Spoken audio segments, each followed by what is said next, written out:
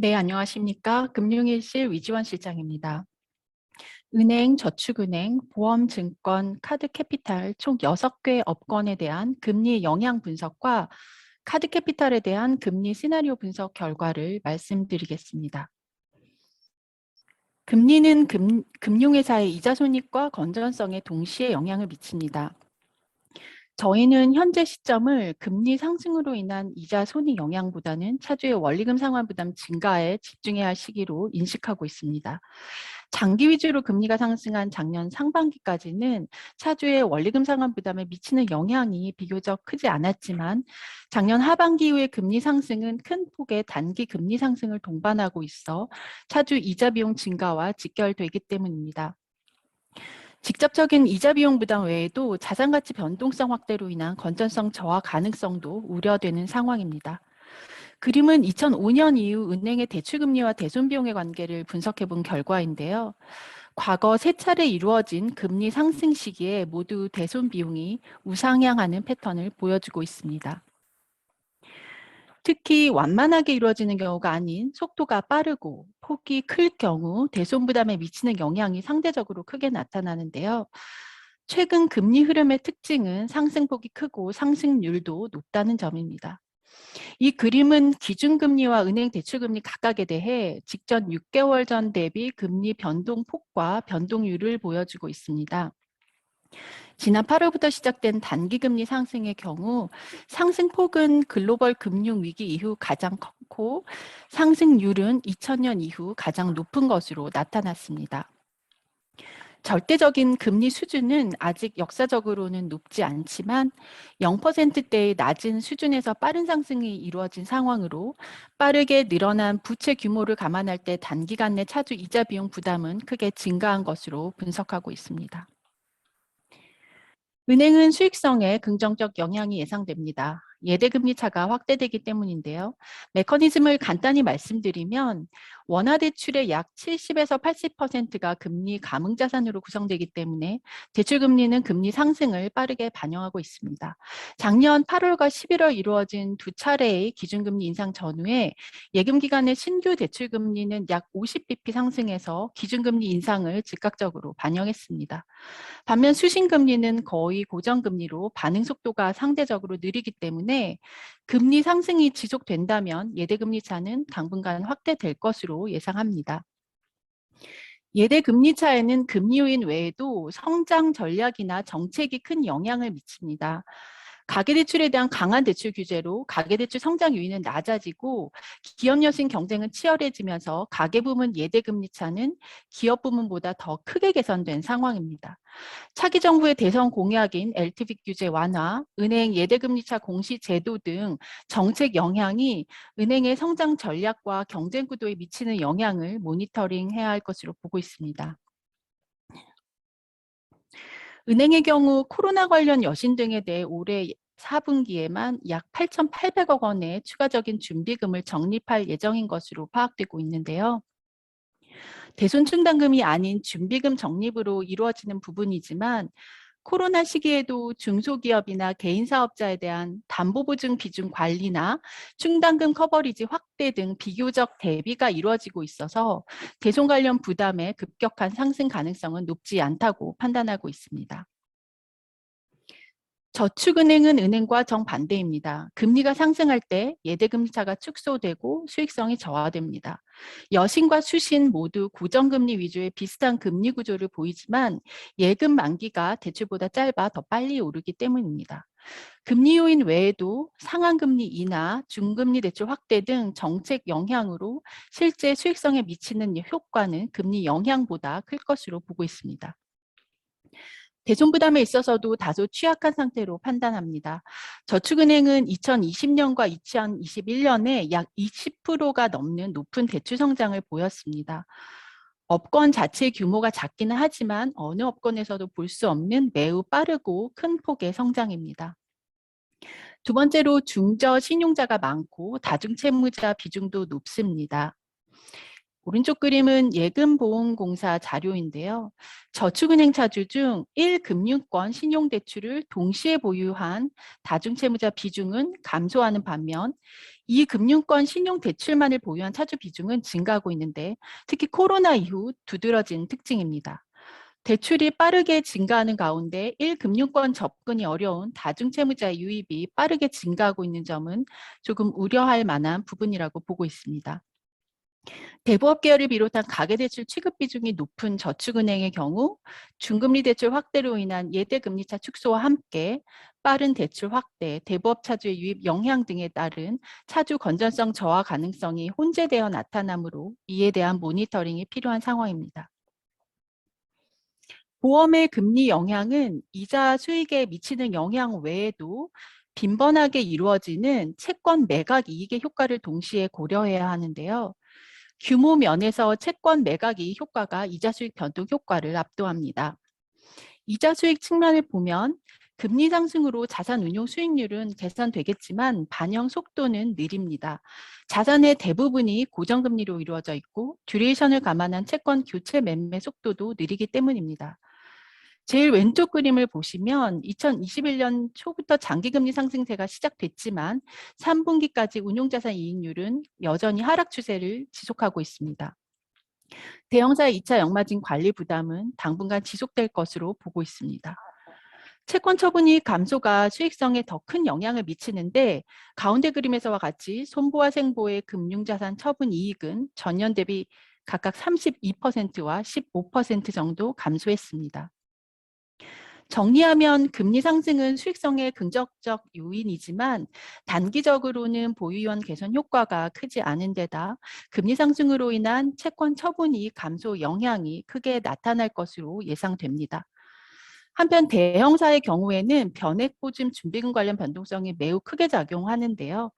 금리가 상승하면서 변액보증 준비금 환입이 이루어지는 점은 수익성에 긍정적으로 작용할 수 있겠습니다. 자본 관점 역시 긍정적 영향은 크지 않습니다. 금리 상승으로 실질 자본은 증가하겠지만 채권 평가이익 감소로 RBC 하락이 예상됩니다. 2021년 9월 말 생보와 손보의 매도 가능 증권 평가손익 잔액은 전년 말 대비 약 30% 정도 감소했습니다. 증권과 캐피탈 업종을 담당하고 있는 노재용 실장입니다. 증권업종이 받는 금리 상승의 직접적인 영향은 보유 채권의 평가 손실을 들 수 있습니다.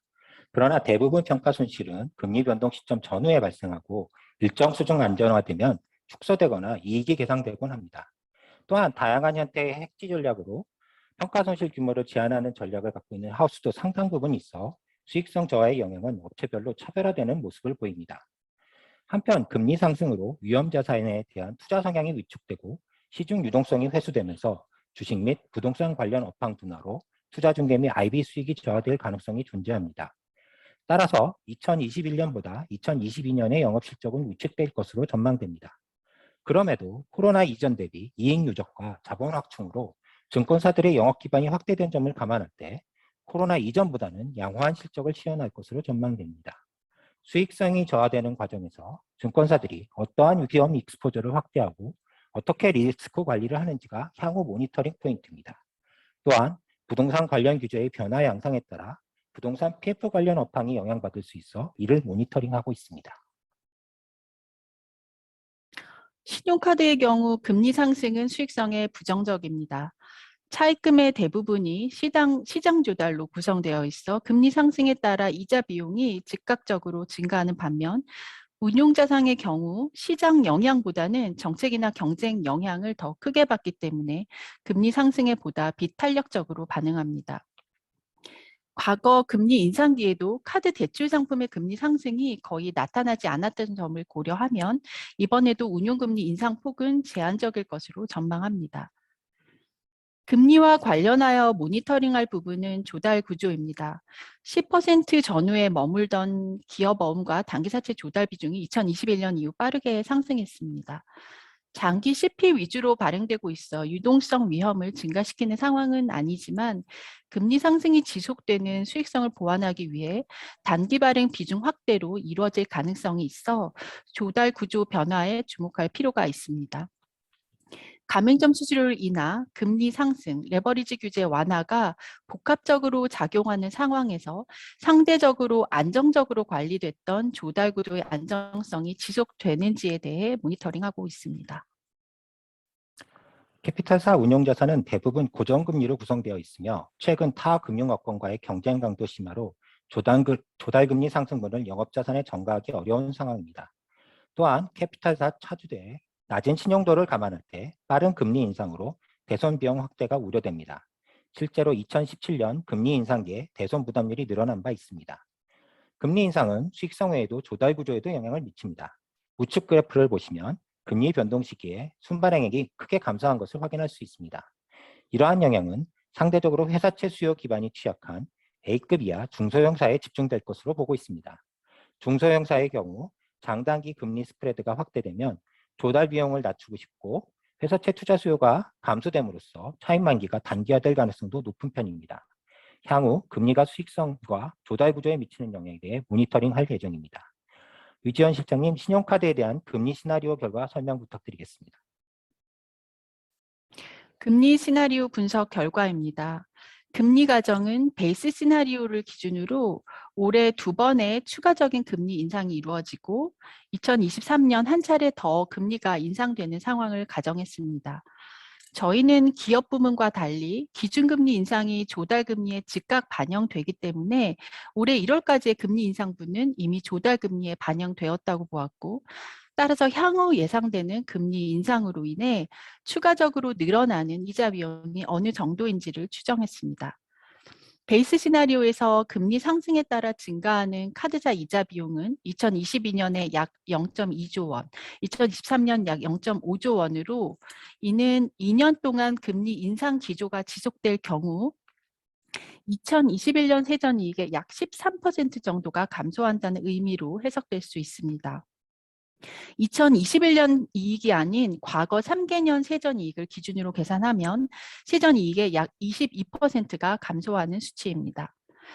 다만 저희가 지속적으로 발표한 바와 같이 카드사는 가맹점 수수료를 인하 금리 상승에 대해 비용 절감, 레버리지 확대, 비카드 자산 증가 등을 통해 어느 정도의 대응이 가능할 것으로 판단하고 있습니다. 따라서 절대적인 수익성보다는 대응 과정에서 나타날 수 있는 위험 자산 증가와 레버리지 상승 등으로 인한 건전성 부담 증가나 조달 구조 변동성 확대 영향 등에 대해 집중적으로 모니터링할 예정입니다. 캐피탈 업종의 스트레스 테스트 결과를 살펴보시겠습니다. 동일한 기준으로 당사 등급 보유 29개사에 대해서 금리 시나리오 분석을 진행하였습니다. 베이스 케이스에서 추가 이자 비용 부담은 2022년에 0.4조 원, 2023년에 0.7조 원으로 나타나며 이를 합산한 2023년 증분효과는 2021년 대비 약 1조 원입니다. 이는 2021년 추정 세전이익의 약 23%에 해당합니다. 이는 운용수익이 2021년 수준을 유지한다고 가정할 경우에도 수익성에 매우 부정적인 영향이 되는 것입니다. 카드사보다 캐피탈 업종의 비용 부담이 큰 이유는 카드사 대비 신용도가 낮아 캐피탈채의 평균 만기가 카드채 대비 짧고 단기 차입금 비중도 더 높기 때문입니다. 등급별로 살펴보면 손익 효과는 더욱 차별화될 것으로 예상됩니다. 특히 트리플 B급의 경우 2022년 초에 IPO 청약과 관련하여 사모사채 투자 수요가 크게 증가하였지만 공모주 청약 시황에 따라 회사채 발행 규모, 금리, 수요 등이 매우 가변적인 모습을 보입니다. 네거티브 케이스에서 금리 상승에 따른 부정적 영향을 등급별로 살펴보면 트리플 B 등급의 경우 2023년 추정 영향이 매우 커서 자본 확충과 같은 사업 기반 확대 노력이 없으면 등급 하향 압력이 커질 수 있습니다. 이상으로 금융업종 설명을 마치겠습니다.